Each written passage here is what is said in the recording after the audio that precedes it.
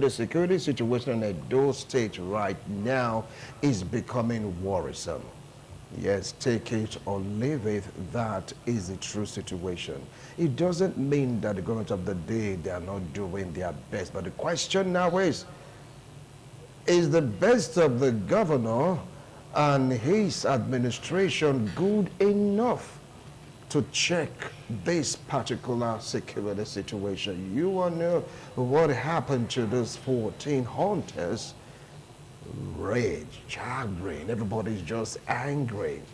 Mob action was being condemned nationwide. Even the world, they are condemning it. But the question now is, what led to that? You get to hear cases of kidnapping. You get to hear cases of farmers using their cattle to brush through farmlands, eating up cassava, eating up crops that was meant for human. You get to hear also of some dangerous headsmen down there in the bush. Not all of them, though. I said at the beginning of the show, very few individuals go to this farm. Either they will maim, they will hurt the women, they will just chase them out to some extent. They make them pay the supreme price. And many people are scared to go to the farm. They've been complaining about this. They've been crying over this. Even a lady came to our corporate head of our communications village yesterday or 2 days ago, complaining about the same thing, how she was badly beaten by these few minute elements. We have good headsmen, but it's like these few ones causing trouble are the ones really giving this coloration to all of them. So how can they be checked? You talk about kidnapping, you talk about killing, you talk about maiming, you talk about rape. They are there, these few bad ones. We have good ones, but it's like the activities of the bad ones beginning to make the good ones look bad. So how can we wriggle out of the situation? With me here in the studio, he is an entrepreneur, a politician, a businessman. Join me to welcome Honorable Paul IWC. Hope I got that name. IAEC. IAEC. Yes, yes. Thank you so much for coming on today's show. God bless you. Appreciate you coming. Thank you, Mr. Wilson. All right. God bless you and happy Sunday to my good people of Edo State. Okay. And joining us via Zoom all the way from Onwa is Honorable Fred. Honorable Fred, how are you doing this morning? I'm good. Good morning, Nigerians. Good morning, ITV. Good morning, Edo State, and thanks for having me. All right. And all the way from Germany, we have Benjamin Mayer. He's been there for quite a long time. Benjamin, how are you doing this morning? Yeah, good morning. Thank you for having me this morning. All right. Start off with Honorable Paul. You've seen the protests and, of course, counter-protest. You heard about the 14 persons killed. Some are saying it's a mob action. Some are saying that was murder at its apex, brutal. Nobody is in support of it. We are saying no to jungle justice.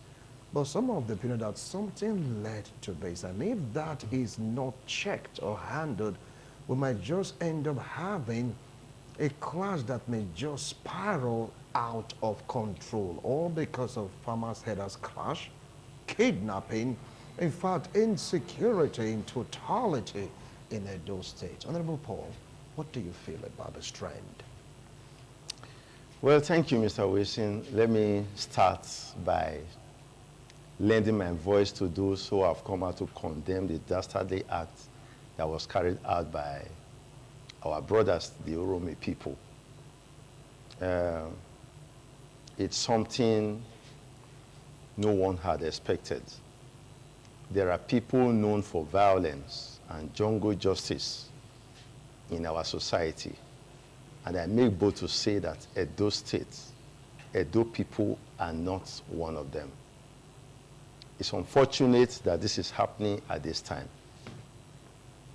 Having condemned what they did, which truly is very wrong and not expected by anybody, especially from Edo, let me say here that these same people have been crying for a very long time because of the issues of insecurity that they've been facing. And when you now cry and cry, and cry and nobody seems to hear you. Sometimes things of this nature does happen. You are expecting someone to help you out, and you know there is somebody there that is supposed to help you out, and the person is not coming to give you help. Then you do whatever you can to help yourself.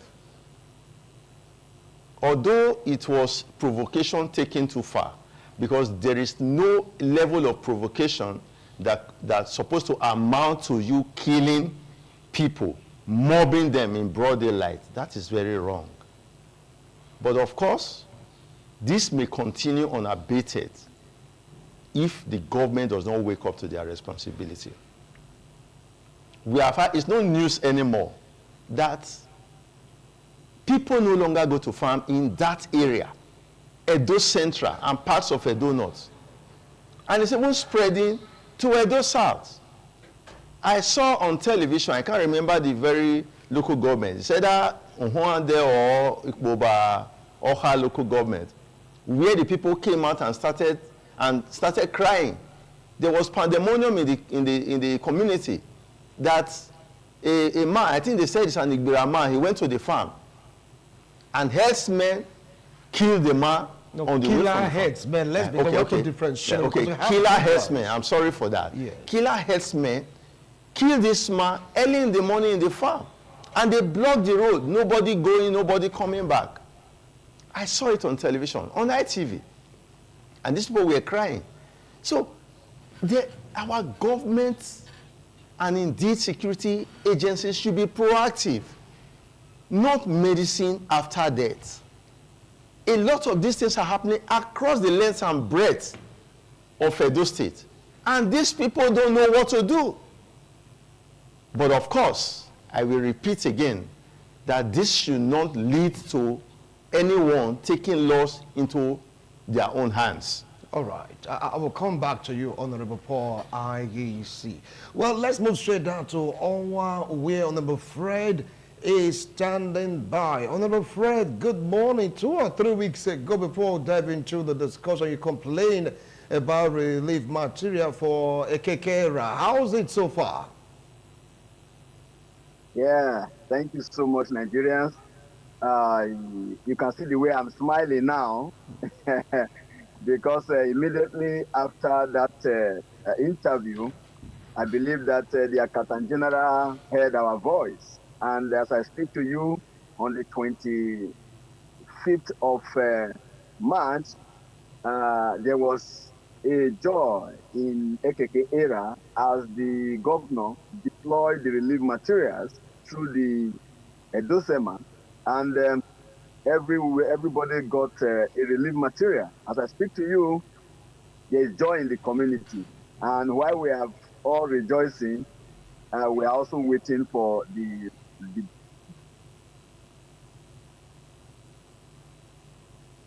Can you please unmute yourself? I can barely hear you right now. However, we are in a season of joy.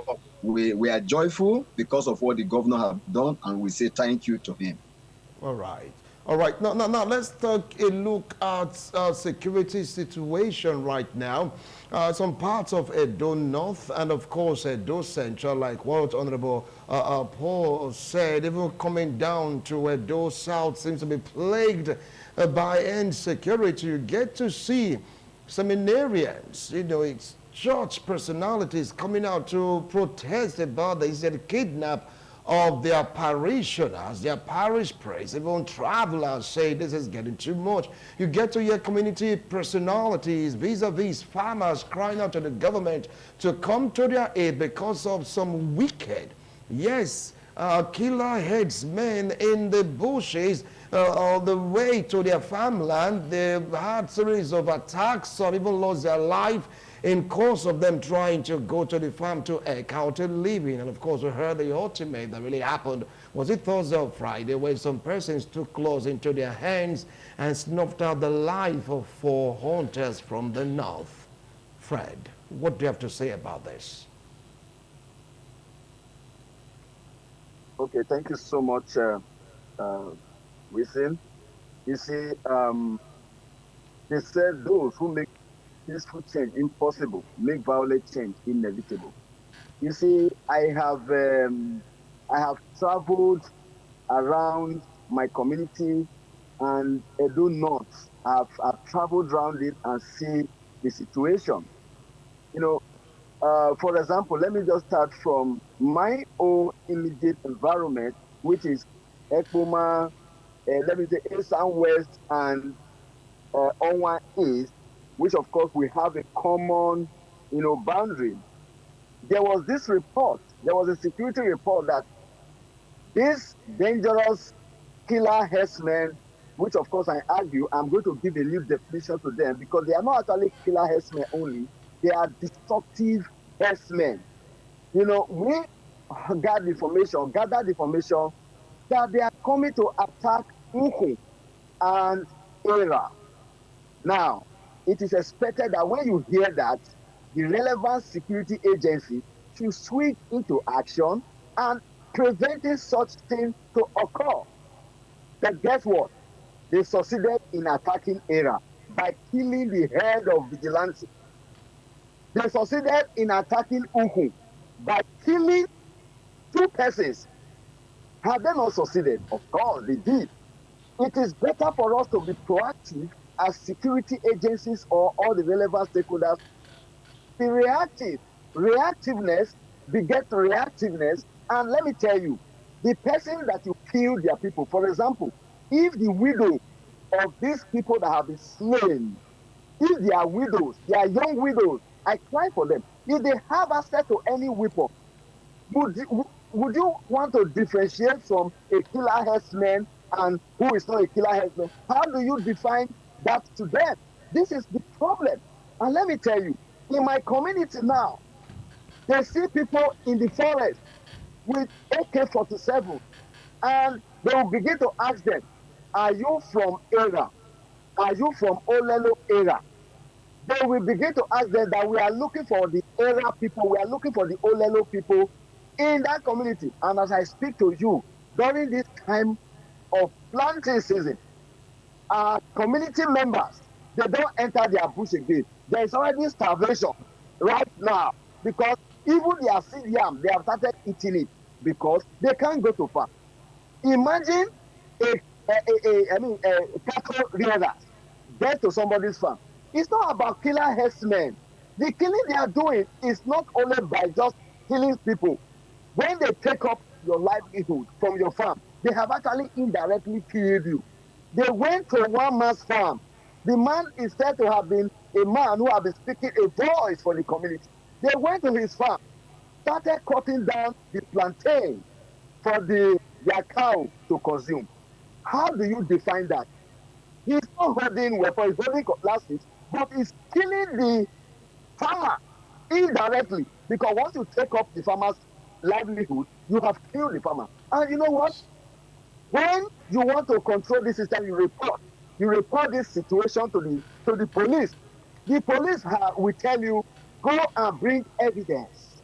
Go and bring evidence. I remember a deputy commissioner of police who is still there now. I don't want to mention the kind of whether it's operation or SCI. I won't mention it. But the deputy commissioner of police told my community that we should go and take evidence that by 2 a.m. in the night, we should go and video the cattle as they are destroying our farmland and as they are eating the crops.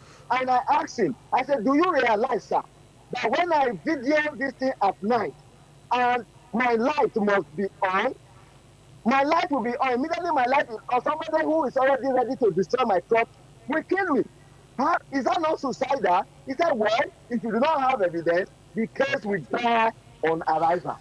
This is a very big problem. And I want to state that, let me finish, sir. For the governor's effort, for the governor's security agenda effort to yield results, the security agency has to be proactive. Let me tell you, sir. Hold on. I will come back to you. I will come back to you. Sir. Just calm down. Calm down. Remember, as I said before, we have some good headsmen. I just want to feed their cattle, live in peace with their community. Why some very few ones are the ones causing this terror? are the ones wreaking havoc in the community. So how can this be tackled? Let's move straight down to Jim. Now, I believe that Benjamin, you have your relatives here. They might be feeding you one or two information. You might have had an inclination on how these things will be like, tackled. And of course, you came down here for the burial of your dad. And I know that you have one or two information. Let's get to hear from you, Benjamin. What do you feel about this trend? First of all, I would like to state this as a very normal human being. I'm sad that the situation took place in Oromia, and that ugly incident that took place should have happened. I want to first of all stand here on this TV station to condemn that ugly incident that happened in Oromia, which ought not to have happened. In all ramification, killing people or other killing suspected kidnappers and burning them alive is something that I will not subscribe to, and I will never subscribe to it. I stand on this existing protocol to condemn it, what happened in Oromia. Before I go on, I also want us to understand that there is no smoke without fire. The different news flying around, it says 16, people are saying 14, some people are saying they're herdsmen, the Vigilante people said it's kidnappers, and all that. There is no true article written about it that the good people of those states or Nigerian people can believe in. I want to put this straightforward. This happened in my local government. This happened in my community. That's where it happened. And let that be on record. And I want to give you a fact, what happened there. If the governor who is, let me use the word, an interim governor who is governing in acrobatic style, cannot address Nigeria and address the people of Edo State, I want to put this out.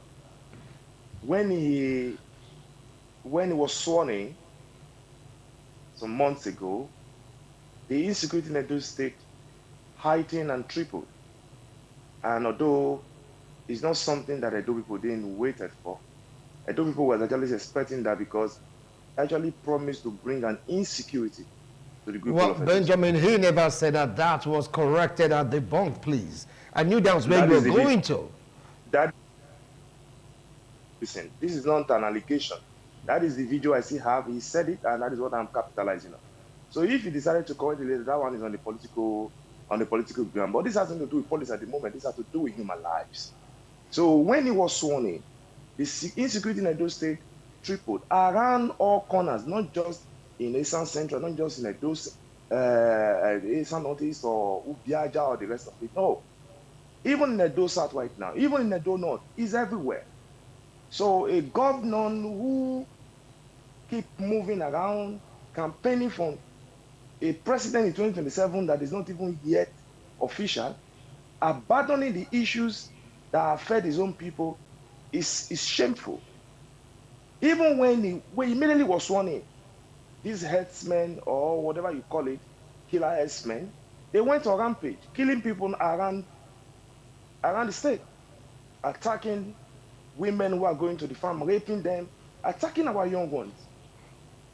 I came to bury I came to Nigeria and I buried my dad in the month of December. Mr. Wilson, I spent out about 6 million naira on security. 6 million naira on security. I can tell you that, and I have a receipt for it. Just for what? So that my guests who came down with me, they can be secured. It's rather I protect them than hearing bad news and after the whole event. But at the end of the day, God take all the glory, everything went on fine. Nobody was kidnapped. There was no security issues.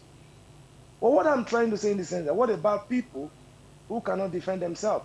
What about people who cannot pay for security?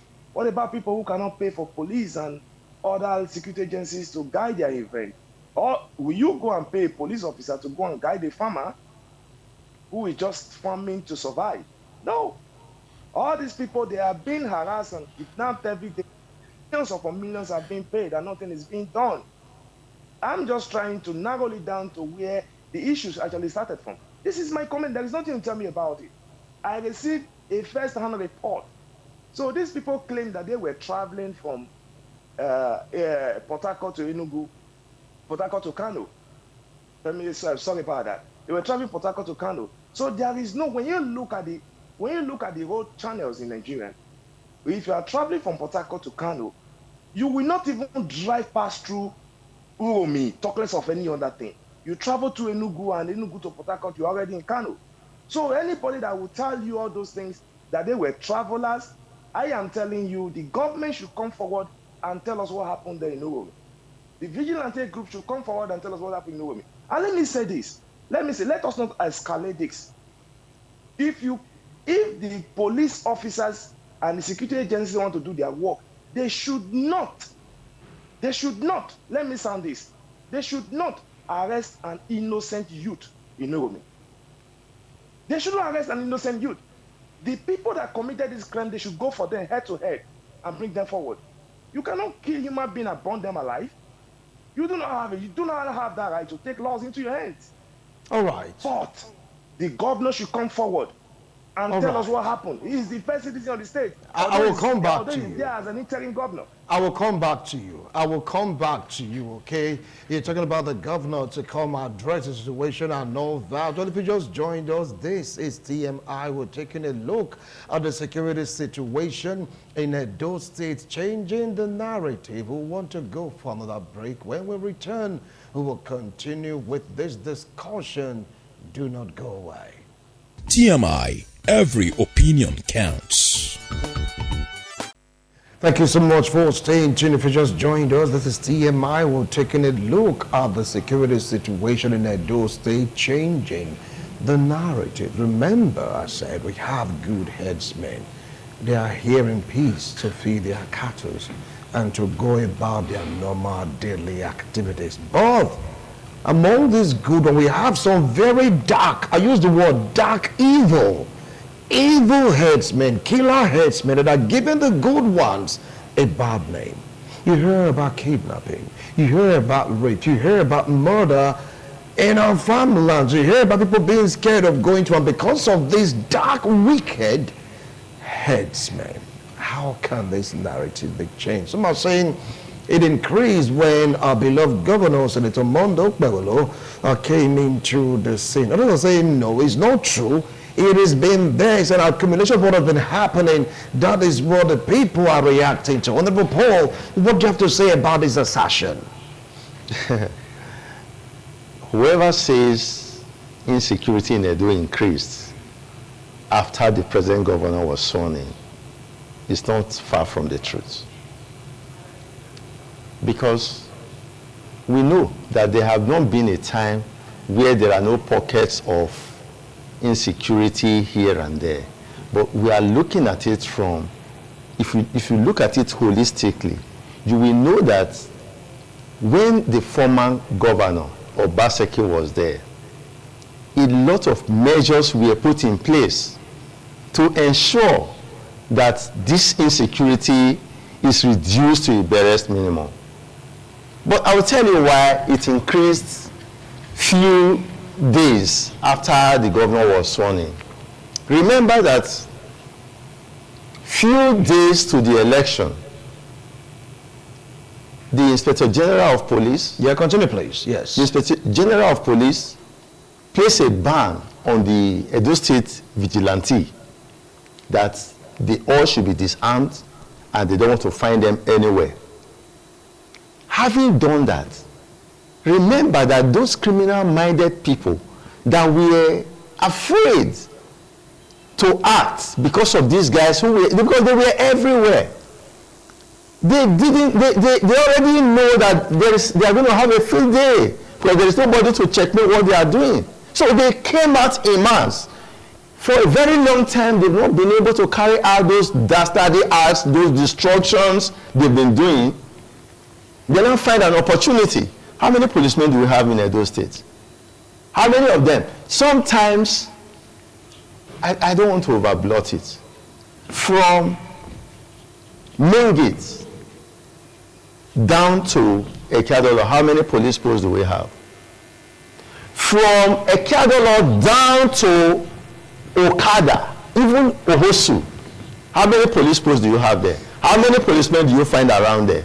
Those communities around there, how many policemen do you have there? In my ward, Okada East, there is no single police post. You don't find policemen anywhere. You may luckily find 3 or 4 along the expressway, but you don't find them anywhere. But there were vigilantes there who were armed, who knows the terrain, who can checkmate whatever the criminals are doing. But because of whatever, the Inspector General of Police gave an order that all of them should be disarmed. And that was the starting point where it became so bad in Edo State. Knowing that there is nobody to check them, they came out in mass and the war started.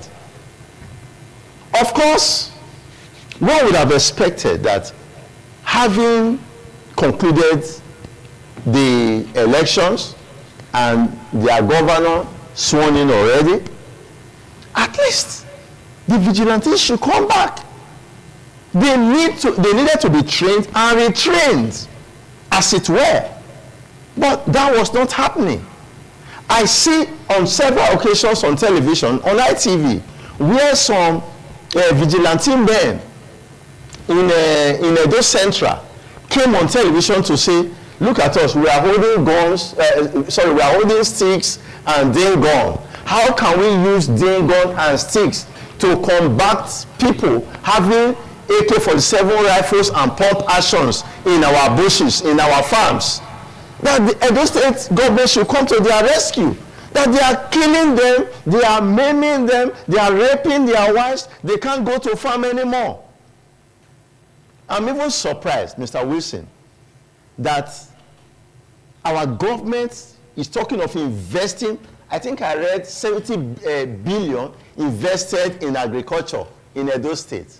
What will that do in a situation where the people you are expecting to farm are not going to the farm? With insecurity, hunger is going to come 500%. I'm telling you, one of our brothers who just spoke there now told us that even the farmers are eating their seedlings already because they cannot go to farm. And I will tell you this, Honorable Guido, would have done better being a farmer. And I'm telling you, I know what it takes to farm. But you think I will go into the forest and start farming with this situation? So many people want to invest in agriculture, but a situation where you plant cassava, the so-called killer herdsmen or destructive herdsmen or whatever you call them, they will go there, harvest them, uproot them, and give them to their cows to consume. A man cried out some few weeks ago. He harvested plantain in a gantry where he's supposed to get a vehicle to take them away. These same killer herdsmen took their cows to that place, scattered the plantain, and feed all the cows with it. Where are we heading? Wow. The first thing is security. The farmer that is going to farm should know that if I go and farm, if I invest my time, my energy, my money in cultivating this farm, I'm going to get something in return. That is when it will go. All right.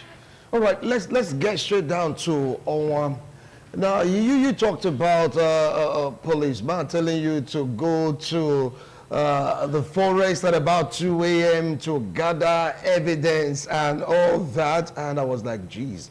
Anyway, I'm going to ask you the same question I asked Honorable Paul Ogido. Now, he said from his own analysis, like the security situation dwindled, dipped after the onset of Governor Monday Okpebolo. Do you share his views or you have a different opinion? That's for you, Honorable Fred. Well, thank you so very much. You know, thank you so much. Am I audible here? Yes, we can hear you. Go ahead, we can hear you. I think very good. I will disagree slightly. The reason is that we are all in Edo State and we know what's going on. As I speak to you, some opposition, has been fingered into the security crisis in Edo State. Though none of them, I don't know whether any of them has been arrested, but I don't know yet. But the security agency are working on that. Let me tell you, a lot of people want to capitalize in a situation to perpetuate themselves. The security situation in Edo State, has always been like this. It was during Obaseki. It was during the same Obaseki time that the head of Vigilante was killed in my community. This same government, that this last administration, they did not even pay attention to it. It was then that the DC was telling me that we should go and bring video evidence to prove what we are talking about. What are we not talking about? There has been escalation. A lot of people have been dying. Nobody should start saying that it's because of when we just came in. That when, do you want me to show you evidence of what has been done? Is it because they are not on the social media? A lot of people have been killed by these same people. So what we should do is a way forward. Profiling solution to this problem. Not to be mentioning that it was that. What do you want the government to come and tell you? The government is not, I just told you what a DC told me. If a DC, a police chief, could not arrest one person, instead he's telling me I do not have evidence, I should go to the farm around midnight and bring evidence. Let me tell us, the way forward, Edo State is our state. We should not be dilly-dallying or other things. We should propose solution. And the solution will come from all of us, not in violence, but we must come, all the community that have been affected. We should come together and propose solution on how we can live in peace among our communities. Because you can't do this one elsewhere. You can't take your goods elsewhere and say you want to do what? They will chase you away. But right now, the killing in Uromi, I am not in support, but let me tell you, when you do not take care of issues on time, it will snowball to a more problem. It will snowball to more situation. For example, if the wife, what I'm talking about the widows is that when the widows of those who have been slain in Ukwi and in Era get access to cutlasses and they are found with these people, do you think they will differentiate between killer herdsmen and destructive herdsmen or a free man herdsman? They will act before thinking. So what we should do, we should stop this blame game. We should advise. We should provide solution on how this problem can be solved because the past cannot change. This is how we are going to change the situation. We will not run away from our state. We will not run away from our state. Edo State belongs to all of us. And we must find solution to it, not by running away. I have been in this hinterland. I just told you that I am going to distribute relief materials in my community. But you know what? I have to go with army. I went with the commander of army. He went with his army. The police DPO in Afuze went with his men. Why should that be? Why should I be carrying those people if not for insecurity? But guess what? While we were on our way, we saw some of these guys on the road. They said that an evil man will always run when no man pursues. Each time we stop, when we saw this headsman, do you know what? They will think that they want to arrest them. They will take to their heel and start running. But why are they running? It's because of the evil and accumulated evil that they have perpetuated in the society. We should have a definition of their grazing. I believe there was an anti-grazing law that was one, brought up in the House of Assembly in Edo State. This anti-grazing law should be signed into law. There are cattle in Brazil, bigger than the cattle we have in Nigeria, bigger than the cattle we have in Edo State. Nobody sees them outside. Everybody has their own ranch. It is not the responsibility of the state to create a ranch for you. If you want to rear your goat, you have poultry. Why are those chickens not outside? There should be a confined location. If you want to rear your cattle, rear it. And they will survive for you and you will still make your money. If we do not have anti-grazing law in this Edo State, I'm not talking about Nigeria, in this Edo State, we will continue to have this thing. And let me mention here, I want the stakeholders to know they have said to us now, we in Era, that immediately after this fasting, that they are going to attack us. I'm saying this for everybody to know. The security agency should take note. That was how they first said they will attack Ukun and Era. Yes, They succeeded. They killed the head of Vigilante in Uku, I mean in Eda, and they killed 2 in Uku. They succeeded. So the stakeholders, security statement, DSS, the army, the police, all of you, I'm sounding this now. They said they are going to, attack us immediately after party. Party has ended. So please, deploy people, your agency, deploy them to Ola so that they will not attack us. Because we can't even come out. We can't even go to the rivers now because they are all over surrounding the community. Nobody should be blaming the governor. Is the governor an army man? Is it the police? They should be giving him report of what and the logistics they need to do all these things. The governor cannot be doing it. It's the responsibility of all those concerned. We shouldn't be politically or be swaying the from the truth. Thank you. That is the truth of the situation. Thank you. Governor online, honestly. Thank you. Thank you. From what Honorable Fred said, he said it's been on. It's been on an accumulation. We shouldn't do any blame game. We shouldn't blame this governor that the thing has been, there's an accumulation of it all. But let me go to Benjamin. From what Honorable Guido said, he said it was due to the disbandment, so to speak, or taking over of the weapons of the formerly established security outfit. That was the reason why we are seeing an escalation of this trend. What do you feel about that, Benjamin? Let me start with this. I don't just want to sound the way I'm feeling inside me, because please don't sound the way you are feeling, because it's hurting all of us. I'm just trying to control my emotions, because I feel bad sometimes that people see the truth and they just shy away from the truth.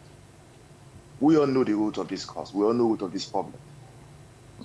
Like the other brother in the studio said, there is no community in the world, even in the part of Europe or America, that does not experience crime or something. There is no community without crime.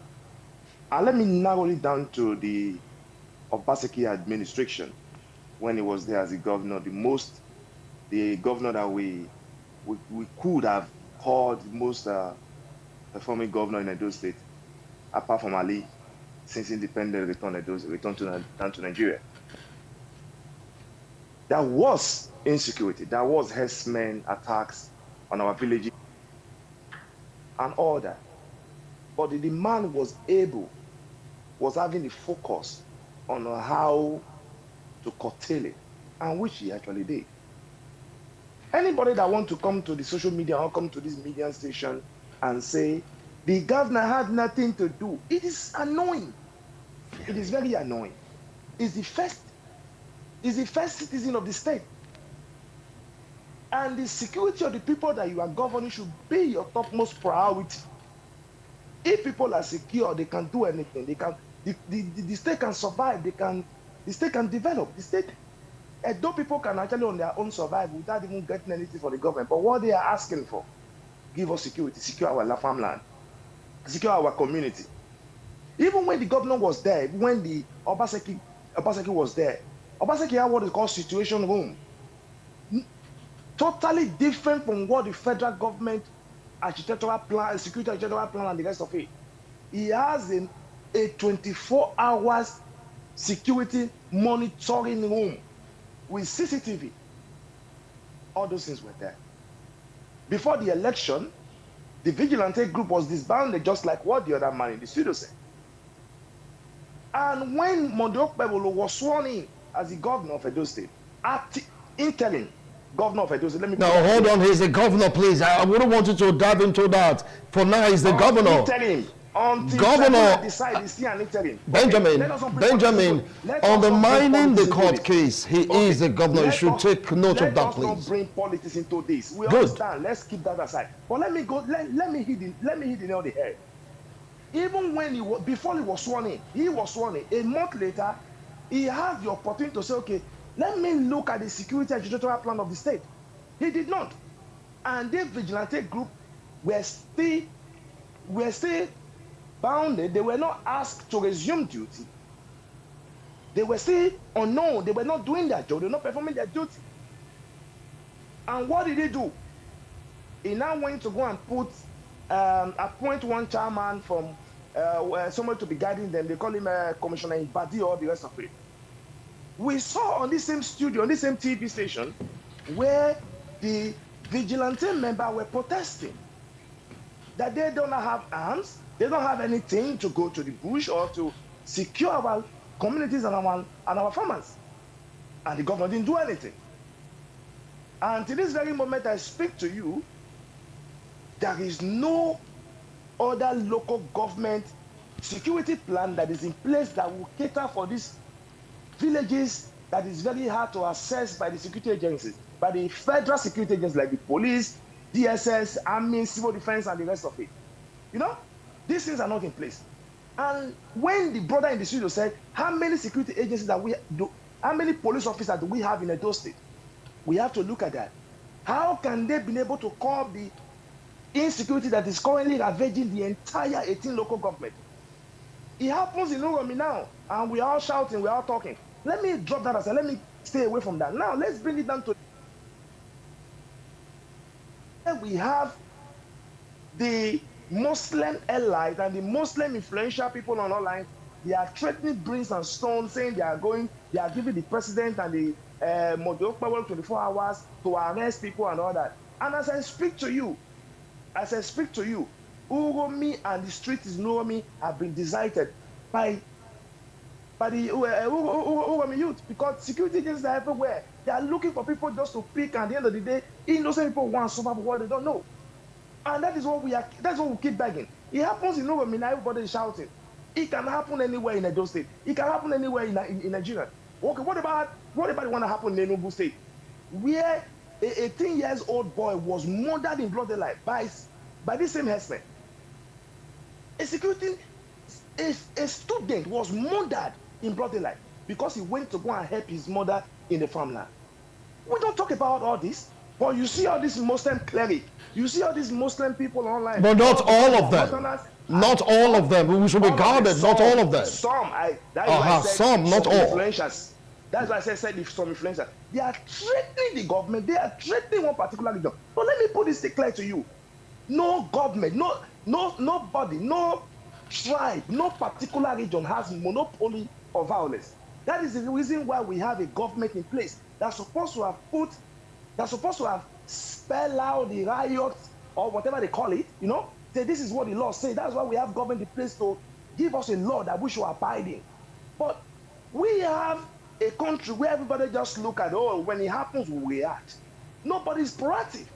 Like the governor of Edo State is not proactive. If it's proactive, he should be able to be thinking right now and holding security meetings every week, having this report from security agencies, not just from police and civil defense and DSS and army or whatever you call it. He needs this security report from the traditional rulers who are first-hand eyewitness to these things, to this issue that is affecting us. You're supposed to be sitting down with them and asking them what is happening. What did you people hear? Report anything that you hear. This thing happens everywhere. Okay. Even anywhere here I live. Let me land with this. Please, this happens to my people, and I have to say, it happens to my people from Edo State in Uromi, and I have to be vocal about it. You cannot go to our village and arrest people who are not part of this dastardly act, and you expect us to keep quiet? We will not. He's supposed to sit down. Modok is supposed to have a security meeting at this moment where it will be televised that it will actually show that he's working. He's not working. All right. He's not working. All right, hold on now. You're beginning to get emotional, Benjamin. Coming forward. Benjamin, calm down. Calm down. Just take a breather. Just take a cheap pill. Calm down. I know emotions can fly, but like I said, we have good headsmen. I can attest to that. They're just there, feed their cattle. They don't disturb anybody's farmland. They just go give their cattle grasses and they move on. While we have some very, very dark, destructive ones, that is what we are talking about. The dark and destructive ones that are giving these good ones a negative name. How can this be checked? How can this narrative be changed? We'll be right back after this break. TMI, every opinion counts. Some are saying those states hadn't had it this bad in terms of security challenges. Some are saying it's been there, but this time around the threshold of endurance of the people have been reached, they've been breached, and of course broken. They are now reacting. Some are saying if we don't do something about it, something might just get out of hand, and everyone may just turn to what we call the ancient time, brutish and short. If something is not done about the security situation, that might just be what may liken to the kind of life we are living in Edo State, that everybody must sit up. You spoke about Vigilante, the security network. Since they were disbanded or disarmed, that was how these people have the guts to come out, and hence our mothers, our sisters, our fathers have been troubled in the rural areas. Now, talking about solution, of course, the way forward. Do you feel that if these guys are given back their arms, trained, retrained, they will do better? Don't forget what led to the disbandment of the security outfit. Of course, disarming of the security outfit for profiling. Don't forget about the court killing. Don't forget that easily. Please take it up from there. Well, thank you, Mr. Wilson. I want to insist that the disbandment of the security network heightened the insecurity we find ourselves in here in this state today. And the simple solution is to have them come back. Now, let me remind us again why the security network was formed by Obaseki's administration. We know very clearly that at a time, these killer headsmen were really on rampage in Edo State. It was crystal clear that the security apparatus of the state or the nation, talking about the police, will not be able to contain this. And that was what gave birth to the formation of the security network. And when they came, they were trained and they were armed. These guys were not even being paid. They just render humanitarian service because these are people that could not sleep anymore. All the communities were affected. These young men came up and said, we will help the police. Their job was to help the police. They don't have a right to prosecute. There was a marching order. If you apprehend, you give to the police for prosecution. Of course, they did their job diligently. That is not to say that amongst 12 there will not be a Judas. There were those who were also criminal-minded. We find them everywhere. There is no security outfit in this nation today where you don't have bad eggs. There may be very few, just like we are talking about these killer herdsmen. But what we just say generally, herdsmen, it is not all of them that are bad as you have reiterated here. There are few ones that are bad among these people. That is not to say all of them are bad. So, having disbanded them because of the election, because I know there were allegations that the present administration, which is the incumbent governor, was going to use them to, do one or two things concerning the election. Therefore, they need to be disbanded and all that. And they disbanded them. What stops this administration from bringing them back? Because they did exploits. There are so many communities that none of this evil was happening any longer because they were there. And I want to say this.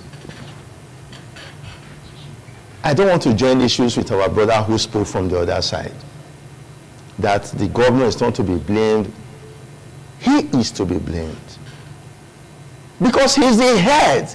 He's a governor of Edo State. He governs all of us. Our security the security of our lives and properties are in his hands. If anything goes wrong, he should be held responsible, because he vowed, he swore to an oath to uphold that. Benin say araso wanzana sonya. And that is to say, if there is anything going wrong in the family, in the community, it is the head of that family or the community that should be asked. He has a responsibility to all of us. So that is why we continue to say that there are things he needs to do that perhaps he's not doing, that is leading to all this. Disbandment of the security network is part of it. Because these people are ready. You even see them on roadblocks, on checkpoints along the road with the police. They work together. So it's going to be on the increase if nothing is done. I am suggesting that Governor Monday Okpebholo should look into the security network of the state again. It doesn't mean that when you come to power, everything your predecessor did is wrong. There are some things he did that you feel you can build on. If there are areas where it didn't work properly, you can project your own knowledge into it and make it work better. So because these guys, like my friend said there, the man that spoke from Germany, there is a threat, where I will not call it a threat right now. There is an ultimatum given by Northern Elders Forum to the federal government and Edo state government that they should bring the bodies of those killed to their families for burial within 14 days. They gave about 4 or 5 points of what they needed. Arrest the culprits, prosecute them, bring the bodies of those people, tender apology and compensation to them. And what does that tell us? That heads may soon roll if all these are not met. So I think the government of Edo State should stand upright at this time. All right, thank you. Thank you so much. That's your last line in this discussion segment. Now, let's go to Fred. You're talking about the way forward, and of course, Honorable Guido, he made a suggestion that the vigilantes should be equipped, they should be called back. Do you think this will make any difference in changing the narrative in the security situation that we find ourselves as a state? Absolutely. It will go a long way. But let me quickly say that security network has been brought back. They have been called, and they have even been trained. They have been profiled. The reason for that is because of what happened previously that made it impossible for the government to know who was holding their weapons. But going forward, I think that the way the government have now quickly resolved to bring them into their duties. They are already working. If you go around the district, you are really in Edo State now, you will find out that Vigilante, they have started mounting all the areas, But what I will say going forward also, as the way forward, is also to recruit more Vigilante, to be able to help the police, especially in the hinterland where there are no police posts, no army beats. The more vigilantes should be recruited to guide the community, and they should be properly, and don't go and start telling them to go and bring their day gun. No, they should be the arms that are allowed to be carried. They should procure those arms and give it to them, because somebody carrying AK-47 as a killer herdsman, you are holding your own day gun that you fire one and start to think of how to load it again. Actually, you are not going to be working. I will advise the governor to actually, get more of these arms that are approved to the vigilante, so that we can have a safe Edo State for every one of us. So this is my advice on that. Thank you so much, Honorable Fred. Let's move straight down to Germany, where Benjamin is standing by. Benjamin, advice on the way for the regards to the vigilante and, of course, them being armed. first of all, when you talk about this land, not just by bringing them back, we need to bring them back and retrain them and retraining and retraining and plan a program that will continue to retrain them. Even in the Western world, this is how it is done. If there is any new incident that happens, the government sit back, plan a way of how to address it in the future. When you say you want to bring the security network in Edo State back, we need to put all those things in place. And another thing I also want to say is this. You can decide to have 50,000 vigilante or 1 million, as the case may be in Edo State, and it's not properly checked, and the information are not being disseminated, and their duty are not properly spread out, we'll continue having issues. All those things need to be put in place. We need a governor. We need the governor to look into this thing, because you cannot come here and blame and tell us it's not the responsibility of the governor and the security. No, it's not like that. It's his responsibility. I don't know if any of you remember what Obaseki did when he instituted a joint task force program called Wabazigan. That Wabazigan actually did a very nice job in the metropolis and also in other adjoining communities. But the vigilante group, which happens to be the state security network, where at the villages doing their job, they will make arrests and hand over to the security agencies who are saddled with the responsibility to carry out the prosecution. But let me also tell you what happens recently. In my village, a retired old soldier who happens to be my godfather was kidnapped. And he was kidnapped. Till this very moment, I can tell you, his body has not been found. His body has not been found. And that happens, and some persons were confessed that they were the one responsible for it, and they were arrested. And not quite long, 2 months later, they were all released. And now I've also heard that the same person who was involved in that kidnapping has also been rearrested by the state government, or rather by the security agency, and his house demolished from our community. So you can see a situation where you just recruit vigilantes and send them to bushes or whatever communities to go and work. They will suffer and put their life on the line, make an arrest, hand over them to security agencies, and the next day you see this suspect back to the street. That is one of the most dangerous things that you can ever imagine.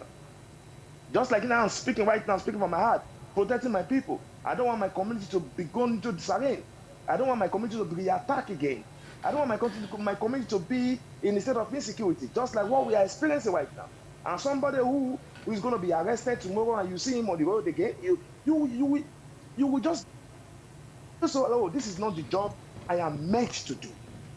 The security agencies, the police, the DSS, the civil defense, and the army need to come together and share information, if intelligence gathering, and share it. If this information is coming from a community that they don't have an access to, that is where the vigilante comes in. The vigilante comes in. The traditional rulers, they cannot just be traditional rulers and they no jail for nothing. No, they need to come up and do what is saddled for them to do. They have the traditional mandate to protect their people traditionally and otherwise. And the government have directly and indirectly drafted these NOJs and the traditional rulers into their government, where they receive stipends monthly and all that. They shouldn't just be waiting for this Zykeology and the rest of it. They should come out and act. They should lead a protest. They should be at the forefront. Title, having this title on our head is not going to solve the problem. Having title will not solve the problem. What is going to solve the problem is that all hands need to be on deck. We all need to come out and speak against the evil that is happening in our land. We can no longer take the threat of every other tribe telling us Nigeria belongs to all of us. Yes, Nigeria belongs to all of us. Do you expect me to give you my house to come in and attack me? You ask me to keep quiet? No. Our mothers have been murdered. Our fathers have been attacked in the farmland. Our young ones can no longer walk freely in our community because of the fear of the killer herdsmen, of kidnapping and the rest of it. Do you know how many people have been kidnapped in Edo State since Obaseki left government? Kidnapped and ransom are being paid, and this money cannot be traced in this modern world where we have computers and drones everywhere. Somebody will just be taken from his own house, and this person will have to come and pay 15 million naira ransom. And they say we are living the cashless policy, and this money cannot be traced. Just like that. It has not happened to you, you are happy. If it happens to you tomorrow, you will feel this pain, and I'm feeling. A whole godfather, my own godfather, a retired military officer, he was kidnapped and killed. Till this very moment I speak to you, his body has not been found. All right, Benjamin. Please, all right. the governor should wake up. Thank you. This is not. Thank you so much. Well, you can see that emotions really flying. Emotions have been bottled up for quite a long time. Have you seen the bottle of, brave rage? The one that has so much carbon in it. When you shake and shake and shake, it's still bottled. Nothing seems to be happening, but when it's up, we get to see the reaction. Is that where we are right now in Edo State? Remember what I said, we have some good, innocent, straightforward, kind, loving headsmen doing their job. Feed their cattle, they don't go to your farm, they even protect your farmland. They direct their cattle to go elsewhere to graze, just for peace to reign. Why? For some few destructive, dark ones, wicked ones, they're the ones causing this mayhem, thereby giving the good ones bad names. Now these dark, destructive ones that are involved in kidnapping also, killing, maiming, destruction of farmlands. Mr. Governor, you're the #1 man in the state. Believe it or not, the buck will just lie on your table. That is just the truth. You are the #1 man. You are the #1 man. Nobody can take that from you. When you talk about #1 man, everything comes from the top. So this is going to your table. In fact, the thing is on your shoulders right now. What are you going to do about it? What are you going to do about it? Being a governor, you carry both the liability, you carry both the success, you carry everything is on your table. And I keep on wondering, how did we get here? How come some persons got so angry without control to commit such heinous crime? What led to it? What is the root cause of it? They're saying no smoke without fire. Some are saying some have been complaining and complaining over and over again. Some are alleging that they'll catch these people, give them to the police. All of a sudden, Benjamin attested to that. You see them parading in the street, these suspects. What in the world is happening? And you too, from, the tribe that has to do something with, cattle rearing. What have you done to checkmate these bad ones, these destructive ones from giving your people this bad coloration? It is not good for you to be quiet. I know you have good ones amongst you. Why can't you call these bad ones to order? Why can't you call them to order? Say, we don't do that here, not in the States. Protect your cattle. Don't let them go into XYZ farmland. Don't sack farmlands. Don't sack communities. They are our hosts. Have you told them that? Silence-based consent, that means you are in support of what they are doing because don't be speaking out against it. Accumulation upon accumulation, it is getting too much. The politics heated up already in Edo State. Traditional rulers, what are you doing about this? They cannot come to a community without you being aware. It is alleged some of you will collect money. It is not alleged that some of you will just collect money, get to your terms like, hey boy, the sky will not fall, nobody. Come on, look at what is going on in the community. They can't go to the farm because you've soiled your hands, you've eaten something, you can't say anything. The money just shows you. You can't say it. And your people are suffering from this dark killer headman that you took money from. Anyway, allegedly. How can we get out of this? For some persons to get so vexed, so angry, to take out the lives of 14 persons. Some are saying it's 19. Some say What 16. led to it? Some are saying 20, 26. What led to this? Mr. Governor, our beloved Senator Mondo Kwewolo, the buck lies on your table. Do something drastically about this. If it's come out the Vigilante, give them back their weapons. You know what to do. You have the first-class information that even we journalists don't even have. Please do something about it before it gets out of hand. Gentlemen, thank you so much for your wonderful opinion